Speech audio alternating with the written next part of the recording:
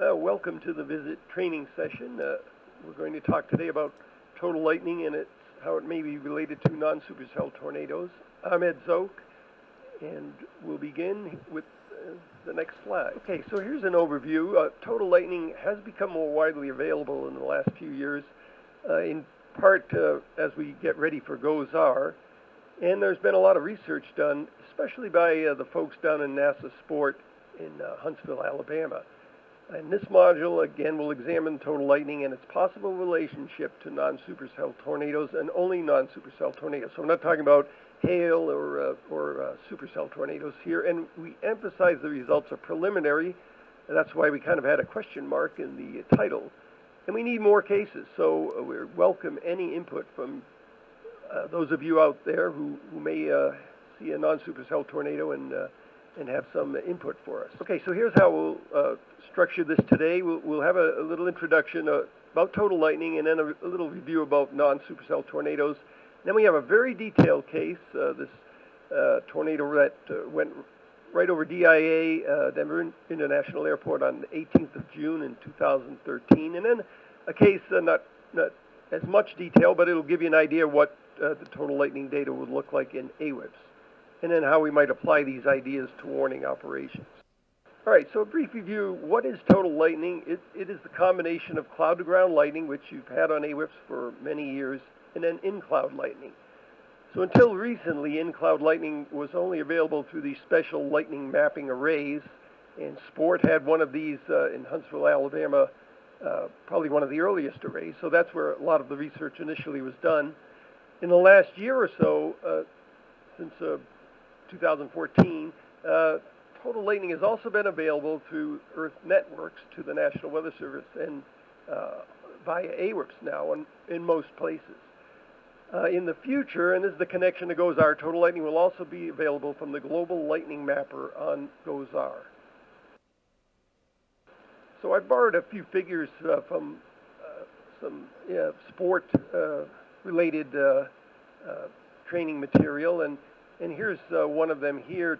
You can see in the the regular flash, if you had just a cloud-to-ground detection system, you just have this one point, but with the total lightning, these are all sources in that one flash, and that's what we can measure with these LMAs. So that's a very brief overview of total lightning. There's certainly a lot more out there, and if you're interested, Sport has many modules. The GOES-R GLM is explained on the GOES-R page, and Comet also has some training. The key point to remember about total lightning is that it is related to updraft strength. And so as the updraft increases in a convective storm, so does the total lightning signal.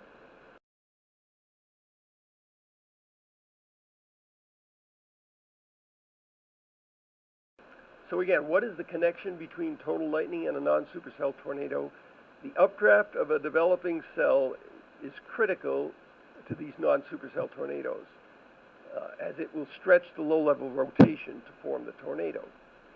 And we've seen that since total lightning is closely linked to updraft strength, then it seems logical there should be a connection between the two. So next we'll look at two cases. The first is quite detailed.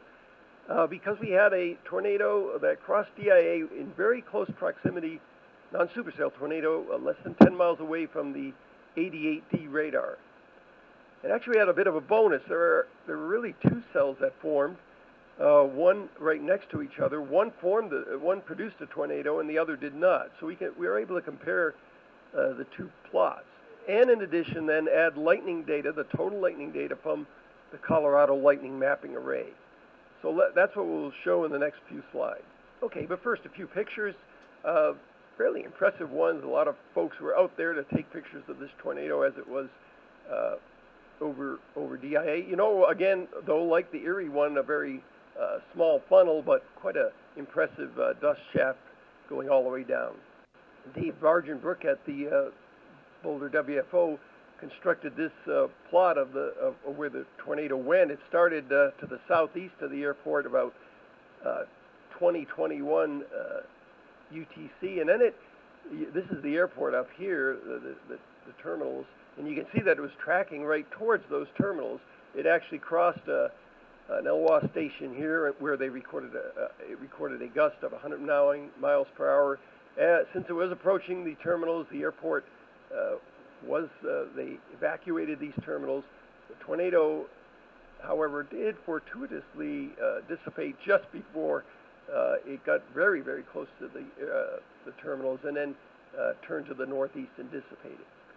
And where did everybody go? Well, amazingly, they all were evacuated down into the tunnels where the trains go, and you can see that in this picture here. The whole departures were actually delayed only 80 minutes, which is pretty impressive, and arrivals only 70 minutes. So we were all quite impressed at how quickly they were able to get the airport back in business.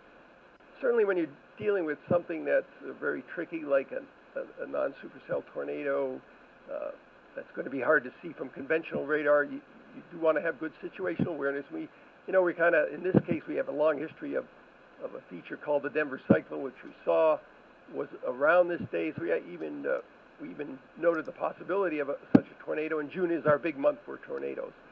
And we're going to look at this in a lot more detail, but here's just a kind of a brief look at what we saw at low levels from the radar.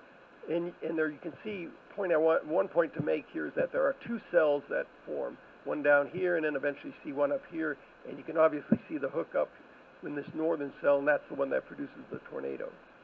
And of course, it was a great velocity signature, as you might imagine, being so close to the radar. We can see that here. Certainly, in a case like this, where you're this close to the radar, you didn't need total lightning to know that, to help in the warning. But the idea is that if you're farther away, you wouldn't have this nice signal down low to see. And we can use this information with the total lightning to make those plots I had shown earlier. Okay, here we now step ahead to 1954 on the composite reflectivity, and then 20 UTC. Remember, the tornado doesn't happen not first observed until 2021 UTC. So what are we seeing here? We see that the southern cell still has a lot of total lightning sources, but it's showing a downward trend in this period of time. Meanwhile, the northern one has picked up and is increasing over this time period. Again, still about 20 minutes, 10 to 20 minutes from the tornado time.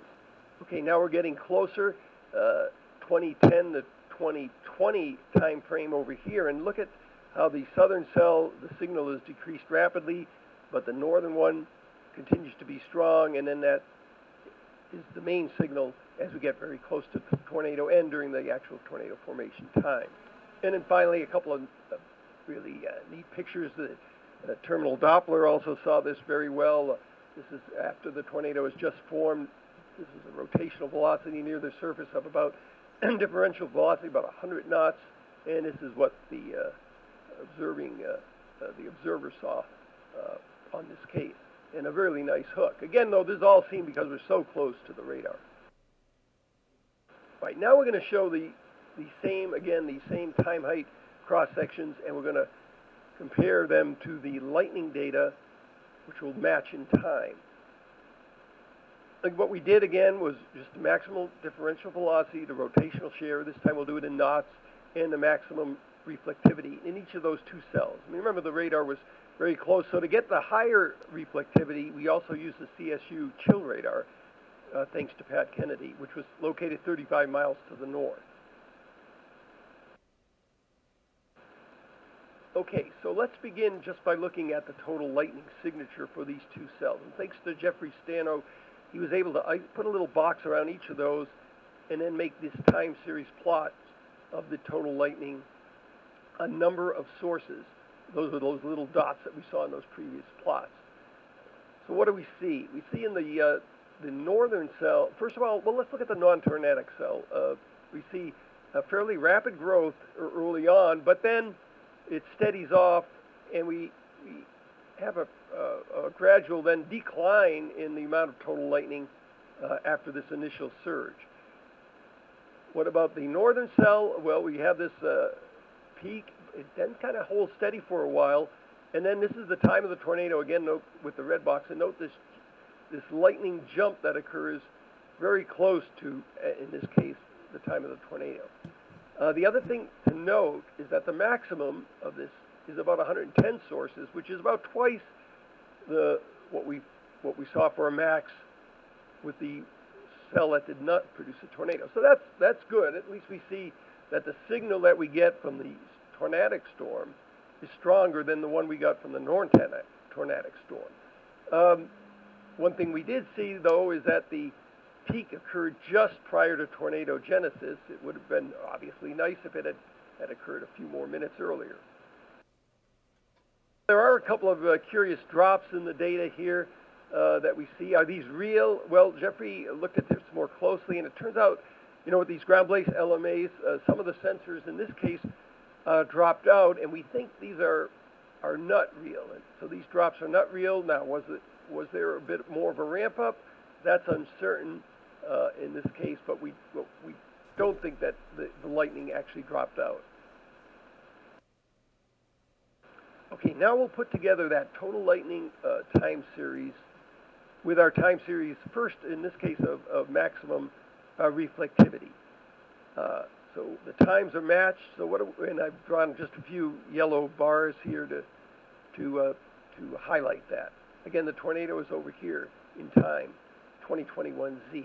So what we see is that this first rapid growth, this first rapid increase in the amount of total lightning is concurrent with a fairly good growth in the reflectivity. And then we see that the total lightning signature kind of levels off, and the cell reaches somewhat of a peak. But then there's a slight increase again right in here, and that is about when the tornado happens.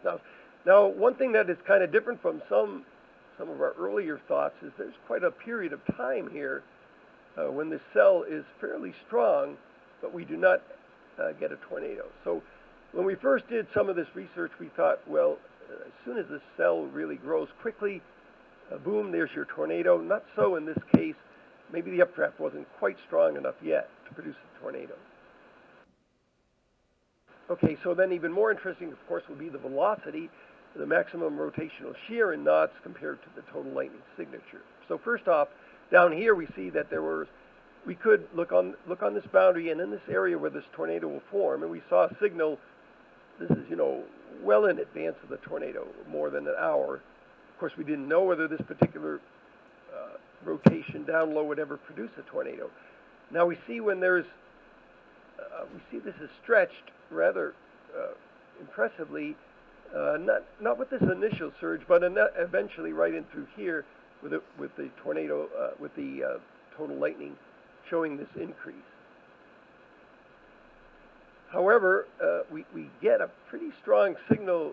We get continuous strengthening of the signal. It almost seems like there should be a tornado even earlier, but it's this last pulse apparently of updraft, as we see from the total lightning here, that stretches this even more into the tornadic signature. So we go from here, we go from a pretty good rotation in here, then to a much even stronger rotation here in this short time, and that is coincident with what we see in the rapid increase in the total lightning.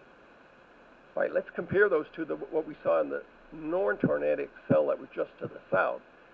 Again, we had this initial increase in total lightning accompanied by the growth of the cell, and then it kind of levels off, and we see, so does the cell strength, staying at about the same reflectivity. And in terms of the velocity, again, initially the total lightning signal increases. It takes a little while, it appears, for that to show up in terms of the stretching of the low-level rotation, but we see that happening right in here. But then it kind of peaks off, and then we don't get any further strengthening of the overall rotation for the rest of the duration of the storm. And we see that here. We never get this strong connection of this low-level rotation into the vertical. It is interesting. We actually end up with this signal of mid-level rotation in this case, but no tornado that forms in this storm. All right, so that's a very detailed study, probably one of the more detailed ones since the 80s. And what do we conclude from all this? It's only one case, but the interesting thing was we had a positive case and a null tornadic case very close together. We were able to compare the two in terms of the total lightning, and we saw that the total lightning for the tornadic storm was about twice that for the non-tornadic storm. However, so we did see a nice lightning jump with this tornadic cell, but it was very close to when the tornado formed, so we didn't get exactly a lot of lead time for this particular storm. There were earlier ramp-ups, but they were more modest, and it would be interesting to see, how general are these results when we don't know. Now, here's a case put together by Rob Cox. He presented it at the 2014 High Plains Weather Conference. It occurred about a month after the Denver tornado, in this case only 10 miles northwest of Cheyenne. And he again was able to use the Colorado Lightning Mapping Array, which extends into southeast Wyoming. And here's a nice picture of the tornado from the MIC at the time, taken around 0Z on the 30th or 6 p.m. on the 29th of July. And that picture was, again, the tornado about 10 miles from Cheyenne, and this is how the photographer was looking off to the northwest at that picture. So Rob kind of schematically noted this here. This boundary was initially here. We had then the outflow coming from these cells here, and there was earlier outflow from these weak storms to the west. And this is how it looked in terms of velocity about 15 minutes prior to the tornado. Now, we went and looked at this very closely with Rob and thought that being so close to the radar, we'd probably be able to construct these time height cross-sections again, but we never really saw a very good coherent signal in velocity for this case. We do certainly have nice growth of a cell that we could have certainly had a nice time height cross-section of the reflectivity, and here you see a view at 6.4 degrees, which isn't all that high in the storm since we're so close to the radar. Pretty strong reflectivity, getting up above 60 dBz. Right. And this is about the best we saw maybe in terms of a rotational signature, and it isn't all that great, and we certainly did not see any coherent signature as we looked up and down in the vertical or with time. So this is kind of interesting. We're only 10 miles from the radar, and this particular non-supercell tornado was much more difficult to see than the Denver one. So now as we step ahead, watch this one area right in here, and you'll see an increase. We're now at 2351. The tornado is around 0Z, so in about 9 minutes. And watch this.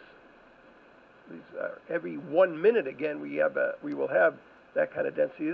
There was that initial peak, and then it slowed down, and then another rapid jump in here.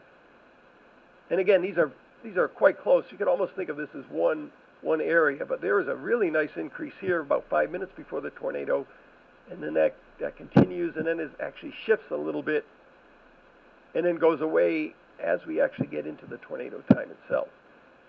So Rob's conclusion, I'll go ahead and just animate this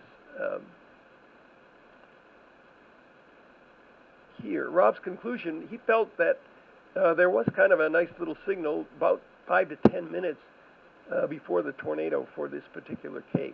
Right, so again, the summary for the Wyoming case, again, like we saw in Colorado, and as you probably see in most non-supercell cases, there was a pre-existing low-level boundary, there were steep lapse rates, so you get a good updraft, and maybe about 10 minutes before the tornado, there was this lightning jump. And then kind of importantly, and emphasizing how hard it can be to forecast these from just radar data, although we were only 10 miles away, we didn't see a very reliable sign of a circulation in this case. Okay, so here's our overall summary. How would you use this? What we envision is that total lightning would be another tool that you would use to increase the awareness of a potential for a non-supercell tornado. So you're looking at an area, quasi-stationary boundary, and you are suspecting that there might be something going on, and you'd watch for a cell to rapidly develop. And if total lightning, but how would you know? You wouldn't really see a signal in the radar if it was any distance from the radar in terms of velocity. But if one of these cells of reflectivity shows a rapid increase, a lightning jump as it were, then perhaps that would be enough confidence to lead either maybe to a SPS about a potential for a non-supercell tornado, or maybe even a warning. And there may be other products eventually we can use, such as cloud top cooling. But I kind of skipped over this very important fact, as we learned from some discussion earlier with folks in Lubbock and other areas. If the non-supercell tornado forms from a cloud that doesn't get very high, as might happen in the southeast as well, you won't see any lightning, any total lightning. So that to get lightning, you have to have a cloud penetrating the freezing level. So that's important to note where the freezing level is on your forecast day. Of course, this is all based on a very limited amount of information at this point, and we need to look at more storms and see what sort of signal we get. So any help that you all can provide would be appreciated. So let us know if you have any cases of interest, and we'd be happy to help look at them with you.